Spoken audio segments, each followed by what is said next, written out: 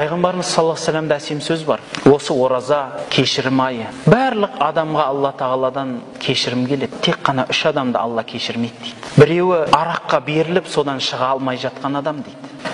Біреуі ата-анасына ақ болған адам. Егер әкеңізге "ей сен" деп сөйлесеңіз, дауыс көтеріп, сіз ақ боласыз. Сіздің көтерген қолыңыздың дұғасы қабыл болмайды. Оқыған намазыңыз да қабыл болмайды. Анаға, ата-анаға ақ болу дегеніміз ата-ананың көңілін қалдыру деген сөз. Ол адам жәннат түгіл жәннаттың иісін иіскемейді. Оразада барлық адамның күнәсін кешірсе де, ол кісі 1000 ракағаттап күніге намаз оқса да, Алла оны кешірмейді де қабыл етпейді.